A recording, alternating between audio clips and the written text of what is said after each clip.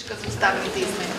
Не, јас реално тоа што го разговаравме беше поврзано со интерпарламентарното тело или координативното тело за помирување, реформи и интеграција, така да кажам. Тие беа темите за кои што разговаравме, заради тоа што знаете дека намерата е покрај завршување на процесот на уставните амандмани, преку можно максимално негово вградување на колку што е можно повеќе во политичкиот естаблишмент. Тоа го правиме заради тоа што јасно изразената одговорност од Никола Тодоров и градоначалникот Митко Јанчев верувам дека може многу да охрабри одредени пратеници кои што знаат кој е исправниот чекор, а се уште нема доволно храброст да го направат тој чекор. Навистина ќе сторам се да тежнеам до крајот на целиот овој процес, имаме максимално консолидација во општеството по повод ова исклучително важно прашање за Република Македонија, а тоа се уставните амандмани.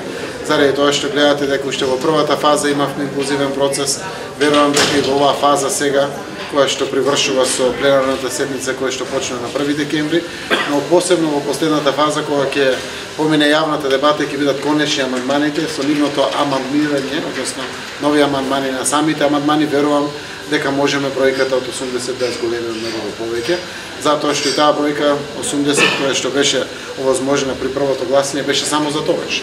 И никој не може да каже дека таа бројка ќе обстојува. Јас искрено се надевам дека бројката ќе расте. Исклучени од партиските органи имаат ли уште влијание за пратеници? Секако верувам дека имаат и затоа ги повикав на едно кафе во Струмица, навистина вечерта седевме на транспарентен начин, пиевме кафе и разговаравме, токму заради тоа.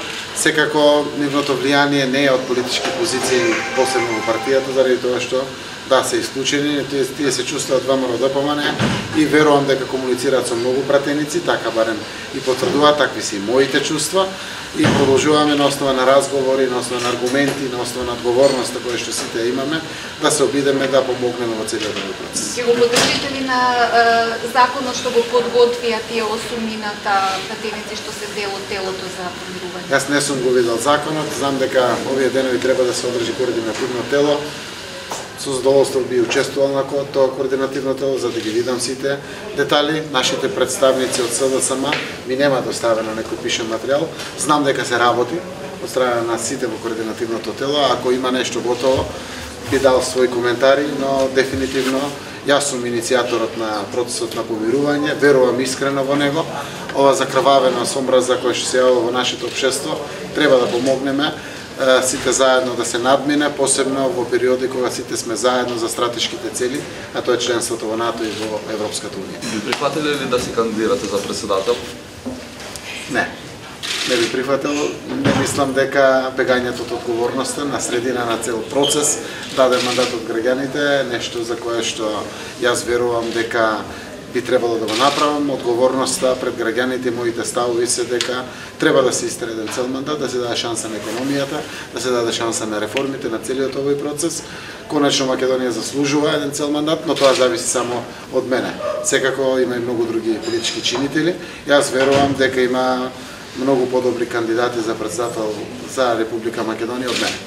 Големо е незадоволството кај медицинските сестри и останатиот средно-медицински персонал поради нееднаквото покачување на платите од јануари. Министерот за здравство договара со нив, меѓутоа тврди дека 5% е само за сестрите, 10% за лекарите специјалисти. Најавуваат и бойкот на работата и можен штрајк. Ќе превземете ли нешто како премиер?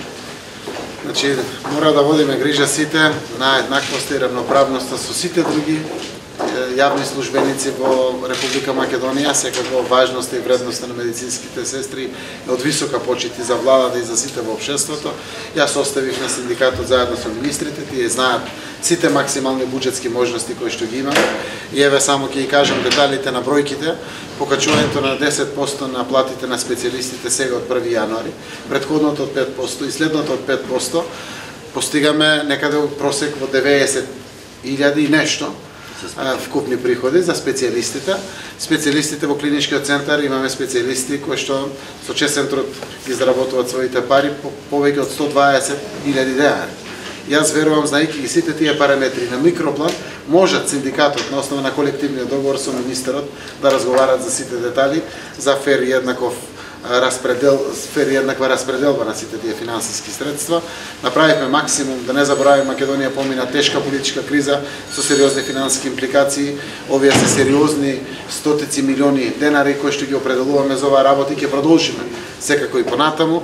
Верувам дека во рамките на севкупните буџетски можности ќе се изнајде решение помеѓу партнерите во диалогот од Министерството за здравство и синдикатот. Благодарам.